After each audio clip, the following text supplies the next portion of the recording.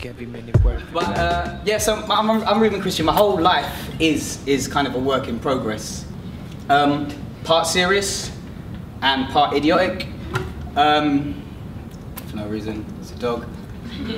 So there is a serious part to me and there is an idiotic part to me, and they both make up who I am.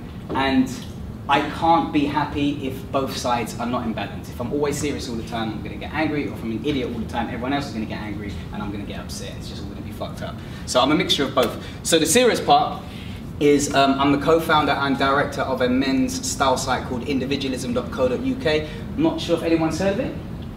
No, that's great for our marketing team. I'm impressed, that's beautiful. And the idiotic part is me as a presenter and comic.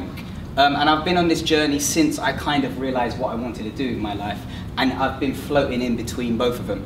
So I'm going to start off with, I'm just going to quickly run you through the idiotic side of me, which I think is the dominant side of me, unfortunately. So here's my TV show reel 2013. I've made 10 show reels up to date. All have been self-edited, all kind of self-taught myself to do this stuff. Anyone seen my show reel? Okay, just a word of warning, yeah. This is 2013. I'd like to think I'm a little bit more mature now, but this is kind of what got me signed to a big TV agency at the time. So yeah, I'm just gonna play this, and you're gonna have to kind of put up with it for about 4 minutes.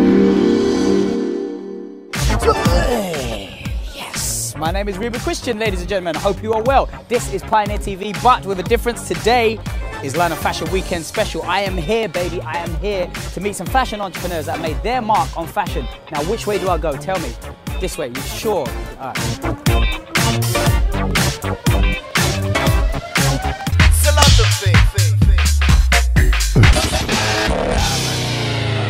How you guys doing? You alright? Yeah! Would you let me inside your beautiful... I love this Wolverine-esque hairstyle. If we look over here, we got the JLS Supreme team up there. Now, talent, my friends, is something we all have, but skill, now that's different. Skill takes hours of practice. On me head. I'm obviously not an egg-header up professionally, but I can skate. Oh, man. And so can London's old school skaters who've been practicing for years. I'm the dance DJ. To live a fulfilling life, you must be one with the rhythm. Pick me, I teach you the following dances. The fire foot.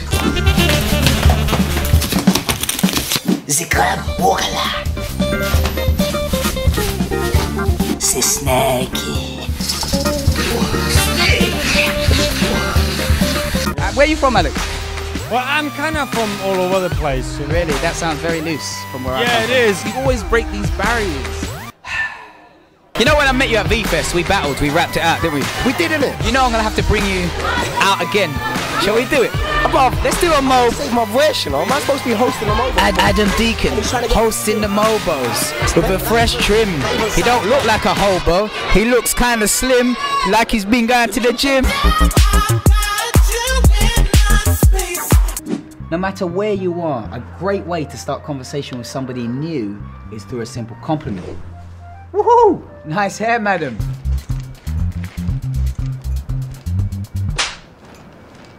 That's my son.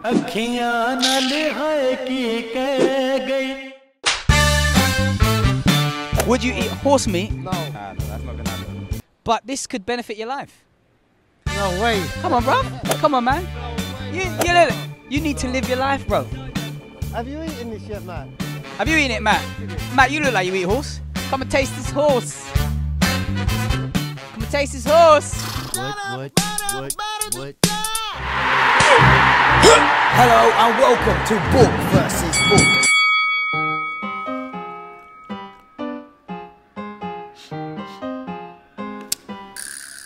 Sometimes inspiration eludes us and our brains become more bunged up than an East London kebab shop toilet.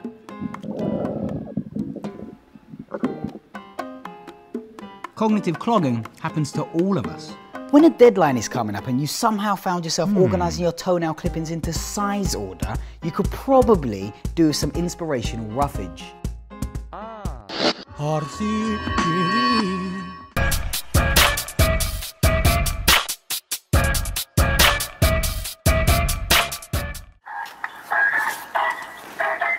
Yo, listen.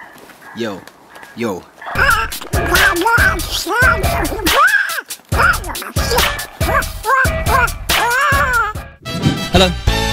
Hello. Sir, I must ask you about that beard.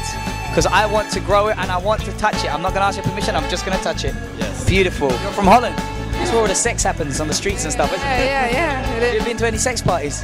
No. Have you? No. Oh, you're not going to admit it because Rusty's here, right? Aye. It's your life, it's your life. Labyrinth's right next to me. I'm literally, like, as you can see, he's speaking to someone else. But my peripherals can see him. I'm like, look, what I'm going to do right now is brush his shoulders. Watch. See that? My shoulders are touching his. And now I'm back. It feels so good. This is how we do it. It felt really good.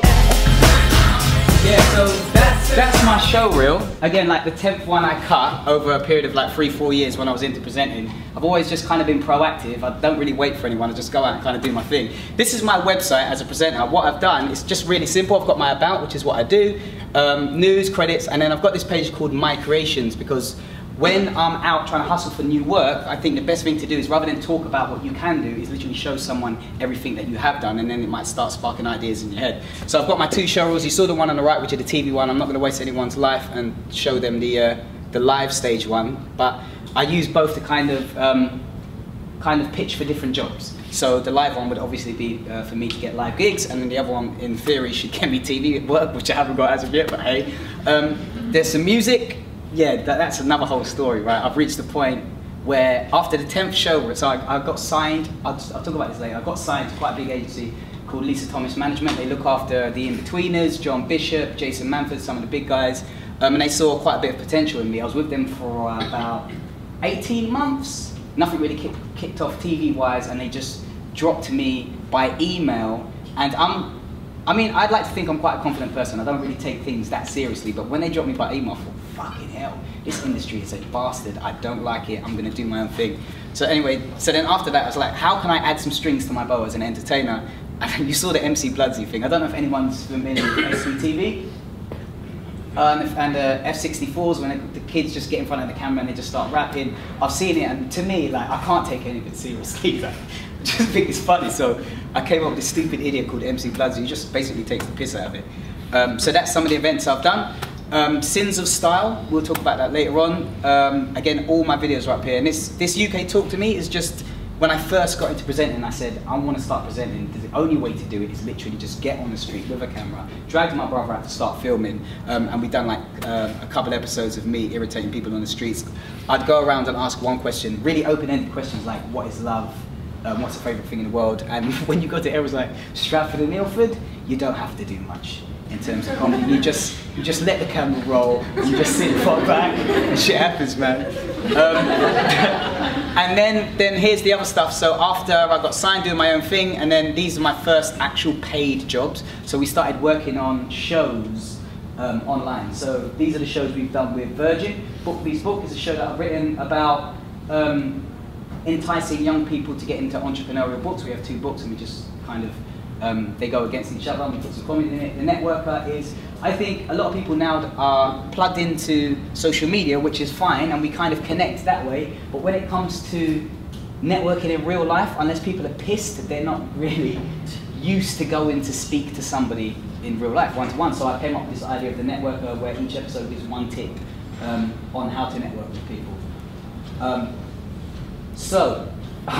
Okay. Like I said, I veered into music just for fun.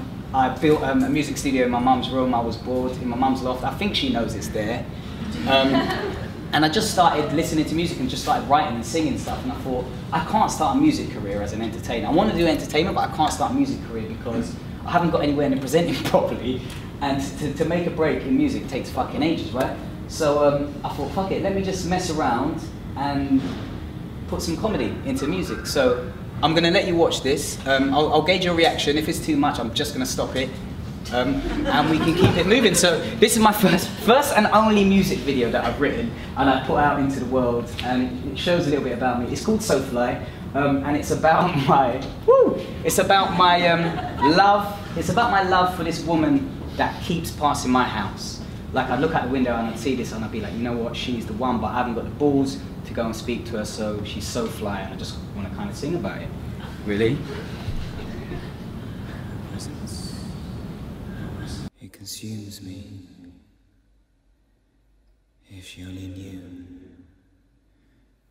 how much I need her.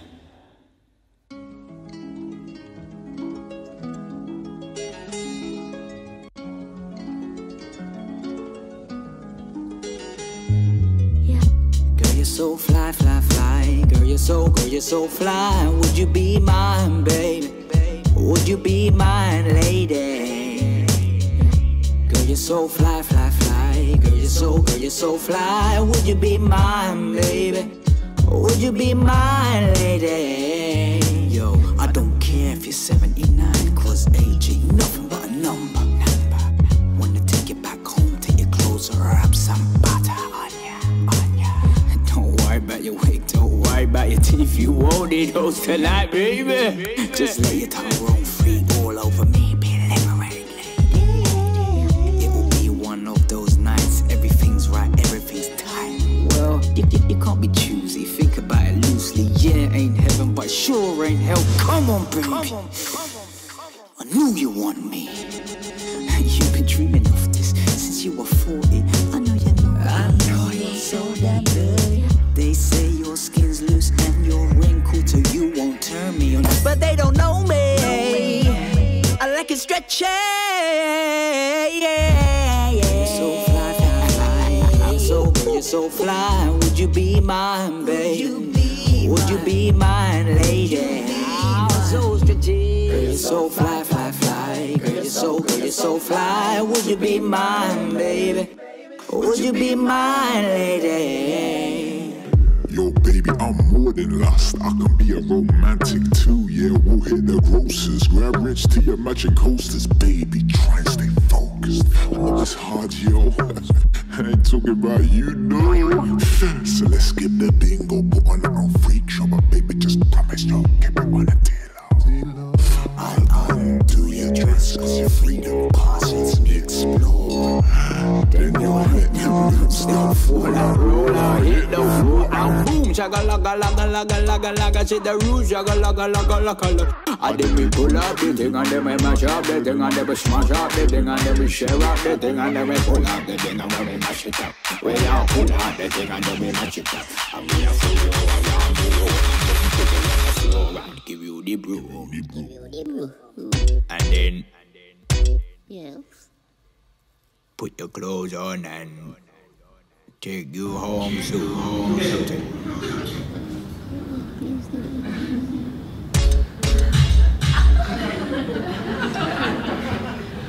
Yeah, so that was So Fly. I mean, I put that out after I hadn't done a lot of presenting for ages, and it got quite a good reception online.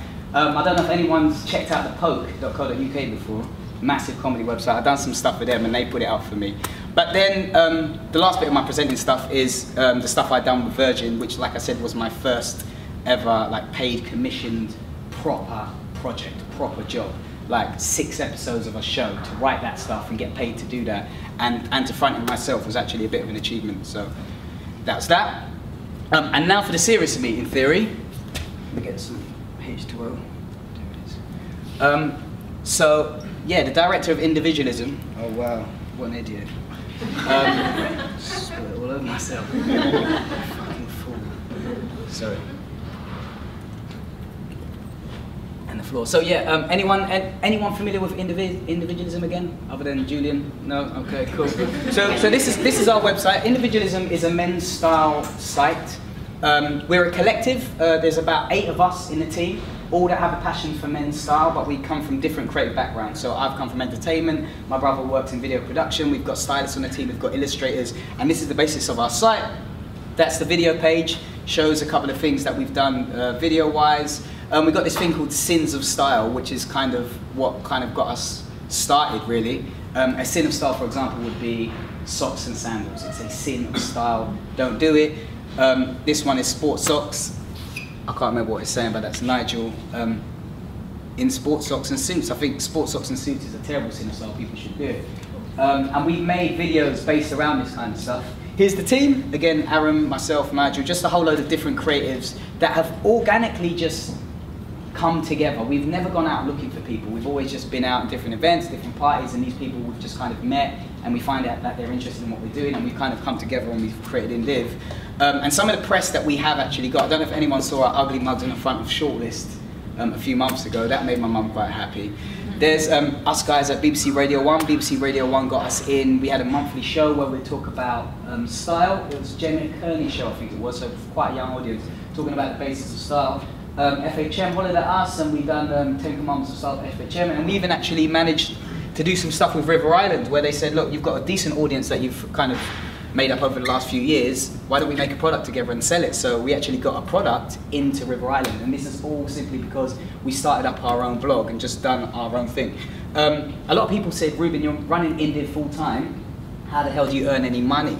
There's a few ways we do this actually. We did start off as a blog. There are a lot of men's style blogs out there at the moment, but everyone is kind of regurgitating the same old content, right? Like if there's an event, they'll all put the flyer up for the event. But we come up with strict rules saying that all we ever produce is original content, which means the people on our team will go out, would create something, we'd put it out, and that's our art really. That's our art to the world. We'll only ever create our own stuff. So we get paid for editorials. This is a shoot we recently done with Adidas. They gave us a shout a few weeks ago to promote their Adizero Prime Boost shoe. And they went to one of my friends, Nigel, who's on the team, and he got about 4 or 5 people to kind of like gather around and come up with ideas, and they shot it at Fairground. Has anyone heard of Fairground? It's a 10-weekend pop-up in Haggerston. Did anyone go? Yeah. Sick. Okay, nice, because that's kind of, I mean, Lucy in the top left over there, sorry Lucy to kind of fail you out, is she does the PR for Street Feast. Anyone been there to Street Feast? So Street Feast is put on by the same guy that runs Fairground, his name's Tom. And a lot of this stuff was shot at Fairground, which is a beautiful place to shoot, by the way, I'm just saying. There you go, Lucy. Oh yeah, and she's grateful because, yeah, so this is a shoot that we done, just kind of shut it up. Events. Now, the good thing about running our own show is that now we've got this audience, and brands are now coming to us and seeing us as quite valuable. You guys have an audience. Would you throw a party? We've been throwing parties for about 3-4 years, and we put a video out of every single party we do. There's always an asset after an event to kind of promote what we do. And Hackett came to us and said, look, we've got a Spitalfields store opening soon. This was about 2-3 years ago. Would you guys produce the party? You guys put it on, bring your audience down. Like, we were really chuffed. We were like, yeah, so we agreed on budget, and we kind of got into it. So this is the Spitalfields launch store video. It's only about a minute long, just to give you a quick rundown of what it looks like.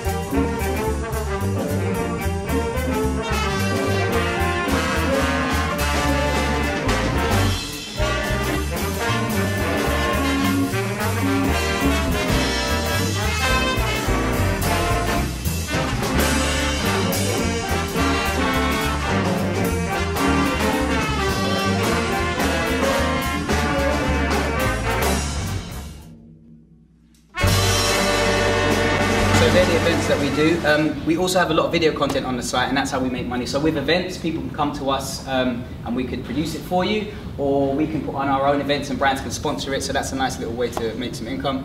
Video content as well. We've now got a team, and we started off literally on iPhones, then we went to SLRs, and now some of the guys are shooting on C300s. I don't know if anyone's techie in here and kind of knows what that spiel is. But we've got a team of strong video producers now, and we also make some money off video content. Here's an animation one of our guys done for Ted Baker. He's Nas, really, really talented guy.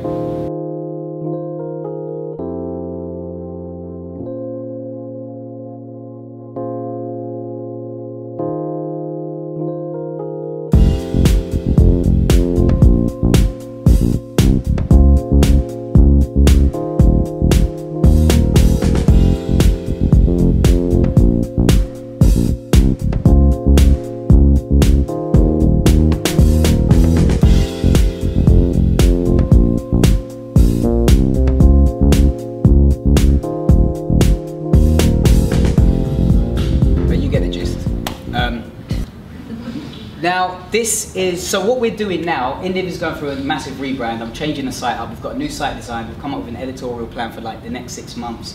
And then what I'm trying to do is take it to, where it started off as a passion project, and it was just a whole load of guys doing what the hell they wanted within style and putting it out. We've got a following and we've grown. And now what I'm trying to do is pitch to make our own show, similar to TV, but online, so our own shows. This isn't out yet, so you guys are the first to see this. This is what we call a pilot for an episode called Speed Style. I've seen a lot of videos giving style tips, but I just think you guys talk so much shit. I'm one to talk. But anyway, they just talk rather than getting to the point. So I was like, video content, as you guys know, working in digital is consumed so quickly, it's so throwaway. You need to kind of get to the point in the first 15 seconds. But I thought, what if the whole thing was only 15 seconds? We communicate a message in 15 seconds and then we're out. So this is a Speed Style pilot, and it's called the correct tie length, teaching someone where the correct tie length goes.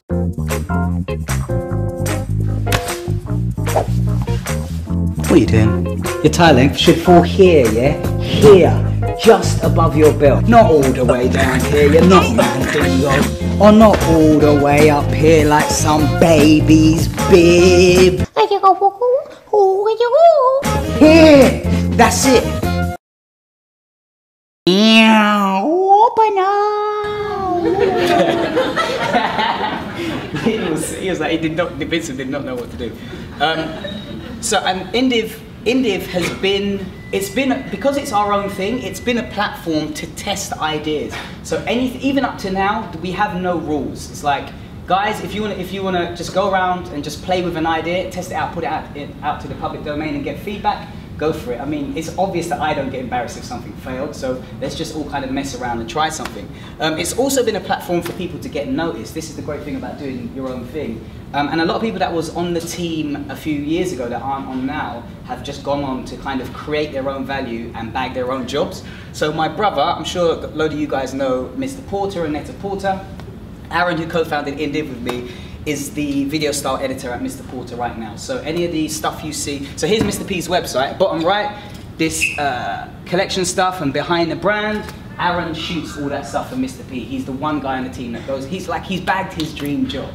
He goes around the world shooting all this stuff, editing it himself, creatively coming up with the ideas himself, delivering it and putting it up. So he's been at Mr. P now for 2 years. He's been headhunted by GQ, New York, the bastard, and he's like, I don't know if he wants to go there, but I think he's reached the point at Mr. P where he's learned quite a bit and he kind of wants to grow. So he's bagged his dream job from it. We had Martel, who was on the team a little while ago. He just done a look post and he became the online stylist at Harrods. So any of the stuff you see online at Harrods, whether it's a food shoot that's been styled or a fashion shoot that's been styled, Martel would have a say in that because he's really got an eye for aesthetics. That's his Insta page. As you can see, he's quite a stylish dude. Jasmine was on the team for a little while and she left and she became a stylist and she bagged her own show on SBTV. I'm sure you guys heard of SBTV, and she was doing that for a little while. I don't think the show's running anymore, but she made a good connect there and she got paid to kind of do some stuff. So I'm going to quickly get into how this all happens. He is a presenter and it's this. All my life has been, currently is, and will ever, ever, ever be, is the constant fight to be myself. That's how I've come up with all this stuff. That's how I've done everything. All I've ever done is try to be myself, rejected anything that I thought wasn't for me. And I've kind of been like that since secondary school. I mean, I get into trouble a lot of the time, and there's a lot of time you're unpaid, or you go like jobless, and you're on JSA a few times, but I'm a bit too stubborn, and I think I have something to give the world, and so I'm gonna keep doing my own thing until I die. Really, is that simple. And everything else that has been created, so myself as a presenter, myself as a stand-up, and individualism is just a byproduct of me saying this is what I want to do at this time in my life. My life thus far, shit. So this is how it all kind of started out with me, right? They say we're inspired to do something for one of two reasons. Inspiration, you're either inspired to do something, or desperation. You're either so desperate that you have to get off your ass and you have to make a change. And with me, it's always like, I'm inspired all the time. I see shit and I'm like, that is sick. I like that, I'm gonna go and do it. But until I'm right at ground zero and I'm just got no money and I'm just depressed. I won't actually get up and do shit. So it started off, come on man, what's going on with a breakup? I won't go into that, but it was possibly one of the lowest times of my life. I mean, I was only young. It was like my second love, not my first. What a pussy, second.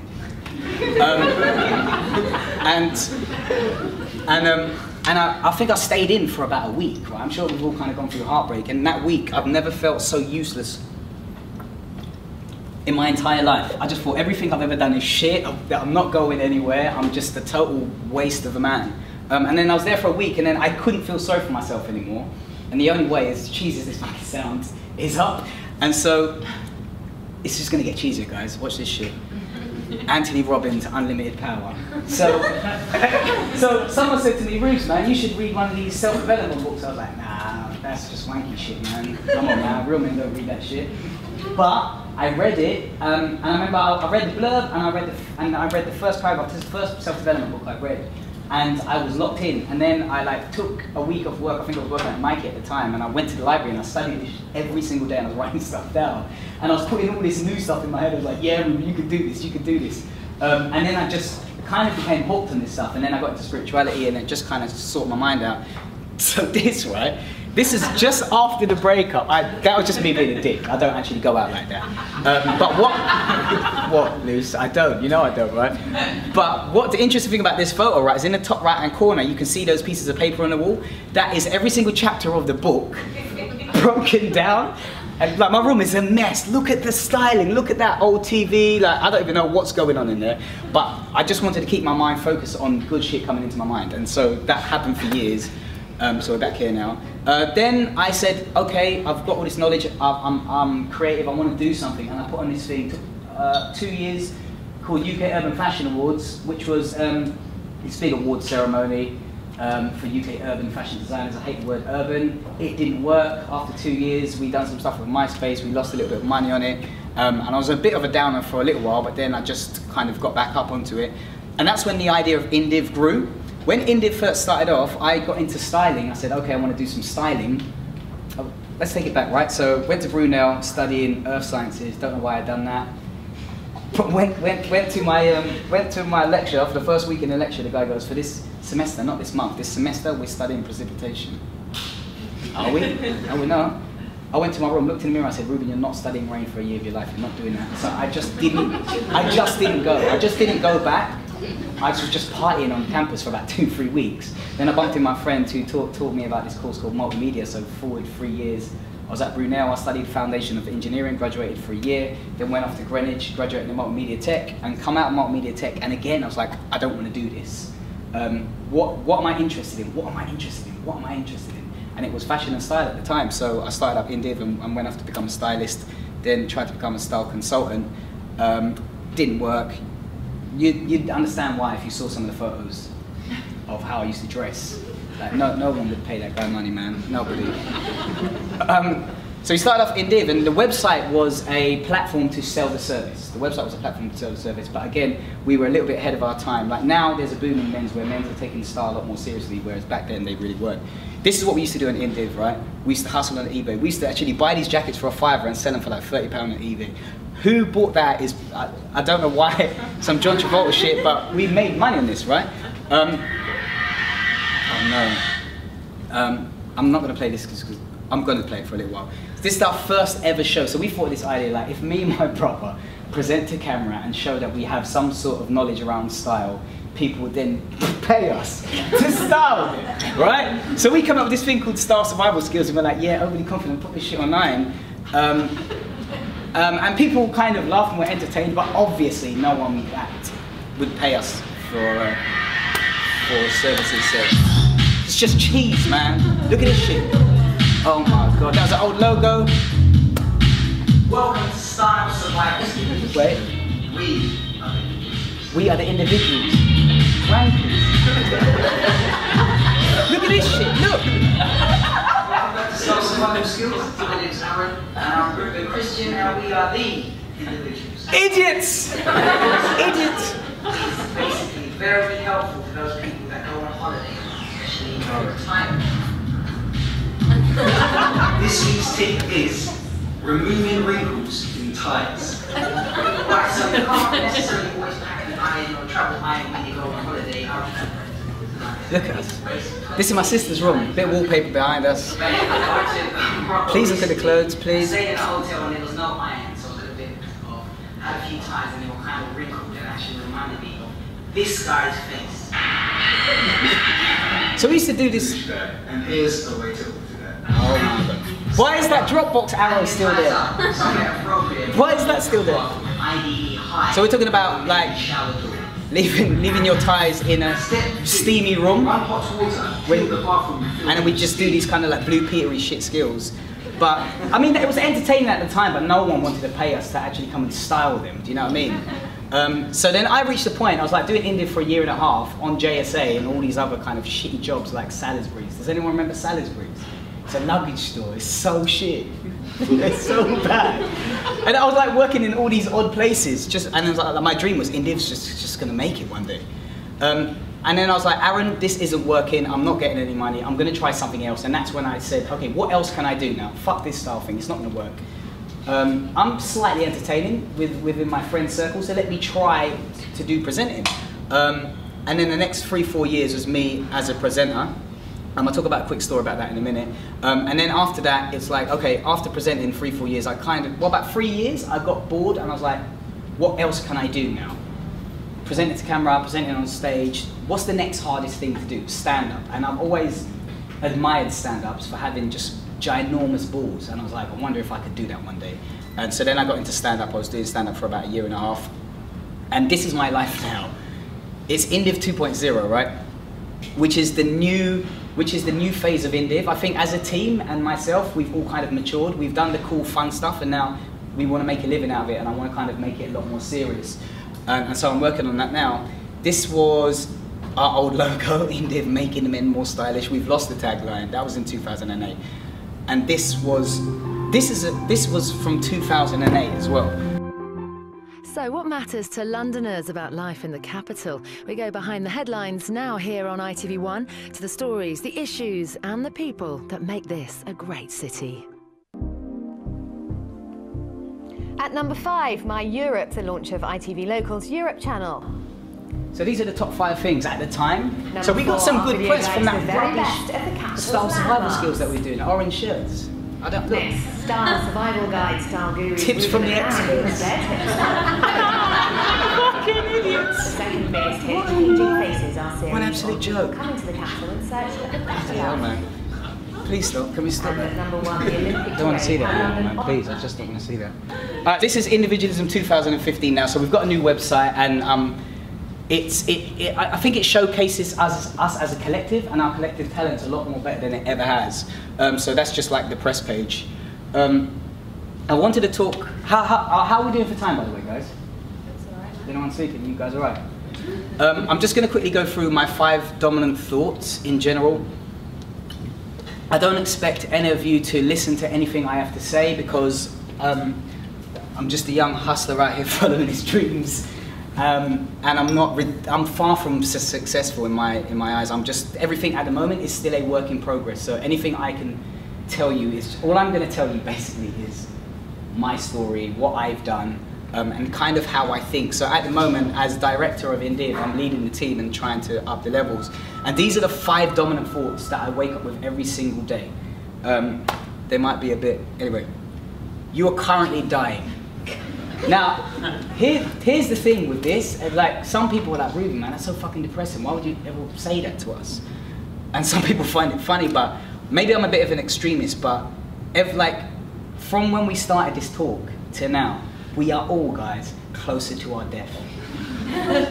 Yeah? Real talk, right? That's true. And also, we don't ever know when we're gonna die. We don't know. We may have a plan for tomorrow. You know, tomorrow I'm going out to Fabric, or I'm gonna go out to Hackney, do you know what I mean, and play with my dog.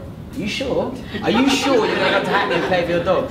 And as silly as it sounds, I truly and utterly believe that. So there is non-stop urgency. I made some notes on what I should say about this as well. Not talk about dogs and stuff, man. So one story here is when I first got into presenting, MTV done a presenting competition, right? They were looking for, Ricky Hayward-Williams used to present the news with a girl. She left, and they were looking for a new presenter. So they put this competition out. I was like, that's interesting, but surely I don't have the audacity to think I can be a presenter. And I think these are the things that go through our head when we're ever thinking of doing public speaking or stand-up. And so I kind of pushed it off. I kind of put it to a side for a little while, and then it kind of grew on me. I was like, you know what? I just sat there watching every single entrance video, and I was like, it's good, but I think I'm alright. I might be able to have a try. So basically, I just watched loads of these entries, like 100. Then I went away and I kind of come up with my own show, made it, sent it into MTV, but I missed the deadline. I'd taken like a week to come up with this show I did called Stratford Survival Skills. Kind of like Star Survival Skills, but how to survive in Stratford, because it's a fucking ghetto, man. And I liked the show, and I showed my friends and family, and they all liked the show, right? I was like, I need to get this into MTV, but I missed the deadline. And this is when I just thought, have you ever had one of those moments you just thought, you know, fuck it, I'm just gonna go and just do this, right? So I had, oh my God, I packaged this, right, with my face on it, made a DVD cover and everything. It's just cheese balls, man. And then I actually said, I'm gonna go to MTV's offices and I'm gonna hand this in. There's no way this isn't getting in. So that was in my mind, and that was all that was in my mind. So I went to MTV about 9 PM at night in Camden. It was obviously shut, but something said, just go anyway, Rubes. So I tried, obviously the gates were shut. I tried to climb over a gate. People at Camden was looking at me. I was like, this is Camden, man, anything goes. But you should be helping me over the damn gate. Couldn't get over the gate, so then I went around, just walking around by myself like this nutcase crackhead guy. Found some little door, and I went through the back door, and so now I'm in MTV's compound, right? I'm like, now where do I go? Where the fuck do I go? I have to get this in. So I'm just looking through windows, and I just saw one African security guard. I was like, that's the ticket, man. So I'm knocking on the door, and he's like, what do you want? What? We are closed, we are closed. I was like, no, but it's me, I'm here, chatting that whole heap of nonsense. It's me, it's me. It's me, I'm here. He goes, what do you mean? You? I said, come on, me. So then he came to the door, right, and he opened the door. I was like, how you doing, man? It's been ages. He's like, have we met? I was like, you can't remember, I came, absolute bullshit, absolute bollocks, I've never been there before. I said, yeah, have we met? I came here for a casting a little while ago, and these guys have told me to drop this off, and they said if they're not in to come and leave it with you. And he was like, oh, okay, you could, what's it for? I said, this competition. He goes, oh yeah, the pile's over there, so he let me in and put it in. And then from that day onwards, I'm like, Reuben, man, fuck the rules. And then I was like, you know what, you can probably get what you want if you try just continuously hitting from different angles. God, that sounds dodgy. But like, do you know what I mean? And so anyway, you're currently dying, so you need to build your legacy daily. So that's just me being urgent every single day. Every single day I wake up like, what do I need to do? If I don't do something, I'm not gonna get paid, or I'm not gonna grow this brand. So I'm building my legacy. Stop being a pussy, man. Seriously, guys. Like, this is what I say to myself. Stop being a pussy.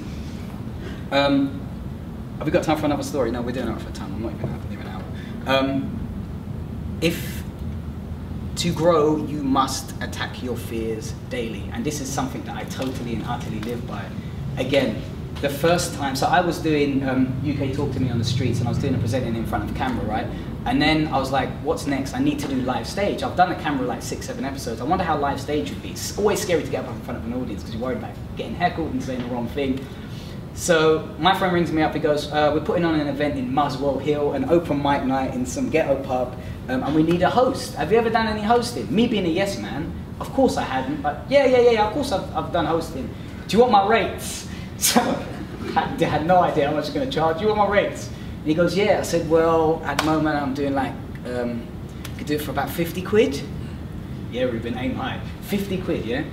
So he says, okay, this show's coming on in 2 weeks' time. So I said, yep, cool. The moment I put the phone down, my hands actually started to, this was 2 weeks before the event, my hands started to shake for some odd reason. I was like, shit, I'm gonna have to present this in 2 weeks. Put it to the back of my mind, get on with your life. So I got on with my life for a week, and then the week started counting down, days started counting down, and every single day that got up to that show, I was more and more anxious and more worried. And I don't know if anyone's ever gonna try, has anyone done any stand-up before? How was it, the first time? Yeah, it's pretty good. Was it okay? Were you really anxious before you got up? Ridiculously prepared. You didn't even prepare for about 80 times. Yeah, no, of course. Yeah, you know, you keep going through it, don't you? mad anxious, right? Now on the day, now I'd like to think I'm a confident person, like I said, but on the day, this was, I'd say about 4 years ago, I'm driving up from Stratford to Muswell Hill in the car. It's a 20-minute journey. That 20-minute journey took 2 fucking hours, man. I was in the car, right? I was just driving, so scared. And I was like, Reuben, why are you so scared? Why are you such a pussy? Like, all you have to do is get on the stage and start talking to people. But my mind was, this is when I understood how fear controls people's lives. It was separate from my consciousness, if that makes any sense. There was me, and then there was this fear voice that was just saying, Reuben, what are you doing? You can't do this, stop doing this. And all I could hear that voice in the car. I was driving up. I turned the music up, really loud, pretending I was just enjoying the music. I don't know if it was I don't know what station it was, but I wasn't enjoying the music. You could see someone's sad face pretending at the lights, this dick, what is he doing? So that didn't work, so I opened the windows, tried to get some air, that didn't work, and then I closed the windows and started shouting at myself. I'm in the car going, Reuben, you're a pussy! Reuben, you're such a dick, you're such a pussy, just get up on stage, stop being a pussy, stop being a pussy. So I was screaming at myself for about 10 minutes, right? Still worried. This fear's just saying, you should not do this. People are going to look at you, you haven't prepared, you don't know what's going on in the news, they might bring up something in the news, you're going to look like a dick, you're going to look like a dick. So I get there now, again, went to the toilet, I didn't need to shit. This is real talk, right? I didn't need to do that. However, somehow I squeezed out 4 rounds. And this was within 5 minutes, things were just falling out of me, man. But people that were at the event, people were like, no one, because I said, I came and spoke to the guys, yes Reuben, how you doing, you're going to take control of the stage? Yeah man, of course. Let me just go to the toilet again though, just because my hands are dry. So I went to the toilet, and that kept happening. So then 10 minutes before, you feel sweat, right? And then when my friend Daryl said, Rubes, get on stage, I was like, cool, give me the mic. Got the mic, got on stage, wasn't shaking, said something, hello, I don't know what I said, something, and someone laughed, and when that person laughed, boom, it was all that fear, all that shit is totally and utterly gone. And I was on that stage for the first time, and I hosted that for 3 hours non-stop. It was this random open mic. We had some old people singing hymns over here, we had some gangsters doing some shit raps, some guy playing a tin, anyone could walk in, and I was hosting that, and that was 3 hours long. And when I went home that night, it was like, I am not that same guy. I am not that same guy. This is me to another level now, and that was a massive part of my life, man. Attack your fears. I don't know if anyone's heard of this. All creativity comes through play. Has anyone heard of that before? Or something similar to that? Yeah, all creativity comes through play, man. I remember when I was studying stand-up, the guy that was teaching me the basics, he's saying there's 2 parts to our mind. There's a conscious mind that's always analysing, trying to work out what you should do, picking up from research, and then there's your subconscious mind, which is supposedly a lot more intelligent than your conscious mind. And what your subconscious mind does, it just does its thing and it pulls in things necessary, just randomly, and just sounds a lot more genius. That's why when comics come up, when someone heckles a comic and they come up with something on the spot, you're like, fucking hell, man, that was great. And that's the subconscious mind. And in order to create things, you need to stop researching and start fucking around. And this is what I tell the Indiv team as well. It's like, these guys are watching all the other blogs, but these guys are doing it like that. Don't worry, you're 20 years old, bro. I'm telling Naz, right? You have 20 years worth of images and stuff in your head. You have everything you need in your head. It's all in there. Just start messing around, start creating, and then things would come together later on. And the last one is, no, it's not. You need 100 shit ideas before you find a good one. And I have so many shit ideas, man. And anyone use Evernote here? Yeah, so every single time, and I believe again, cheesy shit, yeah. I believe ideas are gifts, right? So sometimes you'll consciously think of stuff and it won't come to you, and then all of a sudden you'll be out in the bath, water does something to me, I don't know what it is. Washes me. I'm in the bath and I always get these random ideas, so then I just pull out my phone and I just log them down in Evernote, and I just kind of, as they fall into my head, I filter them and capture them, and then later on when I'm working on something, I just dig from that note, and then things work.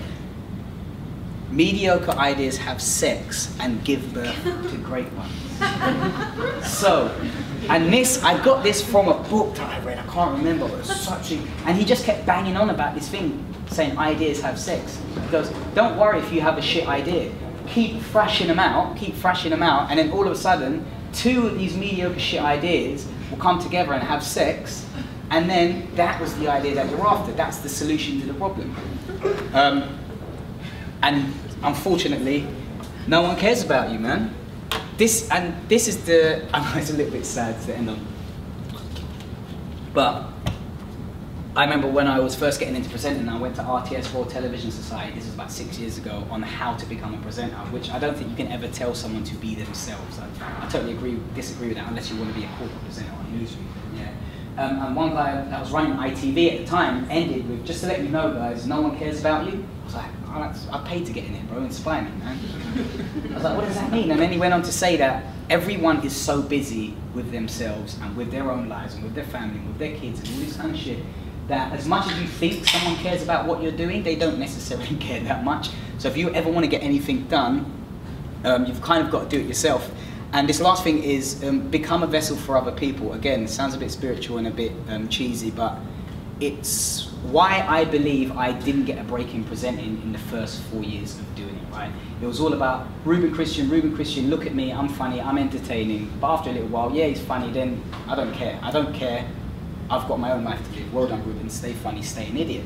But now what I'm trying to do with my presenting in general is like doing these talks and working on shows where I use the talents that I've learned to become a vessel to help other people. So I'm working on a show at the moment which is interviewing people that have done some great creative things, and now I'm using my skills to kind of elicit that information and kind of give it out to the world. And that's how individualism now is going to be. It's going to be a resource, and we're trying to work on legacy-based content. So rather than just entertaining cool shit, when you read a post, you might learn how to tie a bow tie, and that's legacy. You always go back. It doesn't have a timestamp on it. So I'm focusing on legacy content as I'm moving forward. Yeah. Have we got time? How are we doing for time? Do people want to roll out? No, we're good. You're right, yeah? 5-10 minutes? Yeah. All right, so one last thing before I open up the questions, if you want to ask me anything, is fuck it. I don't know if has anyone seen this? Has anyone seen this? Let's see if it plays. I hope it does play. Come on, baby. Let's go. There's certain people that are always going to push the limit, and fuck it gets you across that line. That ability to push past the rules. A lot of people like it safe, you know. You don't get credit for being safe in life, you know. Oh, you're safe. Even I'm watching American Idol and they're like, that was a safe song. You didn't take any risks. Well, to take risks, you got to go fuck it, you know. Most men who met their wives, it was a fuck it before they walked up to her. It was that moment where she won't talk to me, but fuck it. I got to just take the risk, put myself past what I normally would do. And there's certain people in life, like you say, Hunter Thompson, that live in that realm of the edge, and everything else is boring. Other people are like, how do you do it? I cannot, you know, you see mountain climbers. Those mountain climbers are saying, fuck it. It can hurt you or it can harm you. You could say fuck it and kill yourself. You could say fuck it and ruin your life. You could gamble too much and put it. It's that edge. But in that edge, which is so dangerous and so profitable on the other side, it's where creation lives. It's where it all happens, you know, whether it's a Donald Trump taking that risk on that thing or you making a mistake and driving too fast and killing yourself. That point where it happens, that's where everything happens. If you don't ever go there, you just live a different kind of a life. Some people need it. Yeah, and that's it, man. Thank you for your time.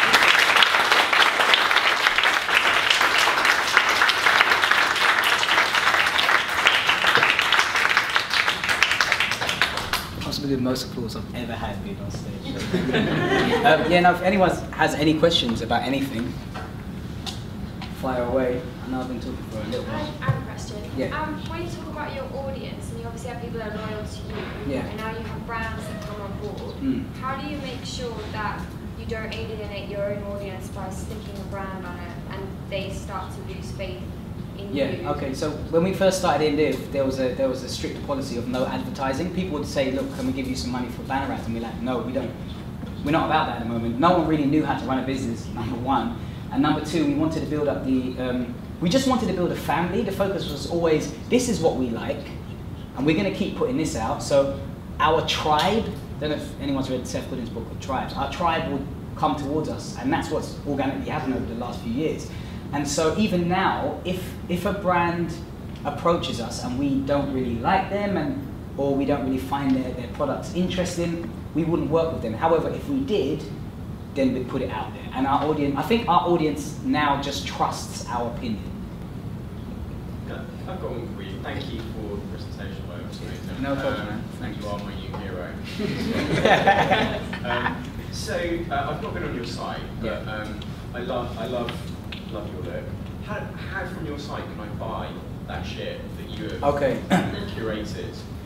What content? No, as in, I like that suit. Oh, okay, right. So a lot of people have asked us. We don't sell anything yet, but this is with the new site. I'm testing out an e-commerce project, maybe about 6 months down the line. So I've got a new site, and what I'm working on is a UK-focused store. Why don't we handpick some really good UK designers that we like, test out the products, make sure it's a certain standard, and then put them on this site, which is all about UK designers, and then we just take a bit of a fee from that. So it's something that we're thinking of doing, but it might be 6 months to a year down the line. I just want to get the site a lot tighter before we start messing around with other people's businesses and stuff. Cool. I just think in terms of your, I'm sure your audience is pretty cool. And kind of part of finding, your own individualism, I guess, is sort of, seeking it out. But for lazy idiots like me, who sort of go, I'll just buy everything on the mannequin. It's just like, it's kind of a sort of easy way to sort of, for you to make money and to kind of sell products you actually believe in. Yeah, no, I agree. And since I jumped back on as director of Indiv and kind of reworked it since November. And another thing is affiliate links. So we do a post called The Look where we break down outfits, hats, and then here's the link if you want to go and buy it, and then we can get some kickback that way. That's something we're gonna try out as well. We just haven't cared up until now. Everyone's been busy doing their own thing, with Indiv being like a secondary project, and now I'm just trying to clean it up a bit. Cool. If you need any help, there's some people upstairs that can do that. Oh no, serious. Thank you. Anyone else? Okay, well, thanks a lot. Yeah, no, it's all right. Thanks.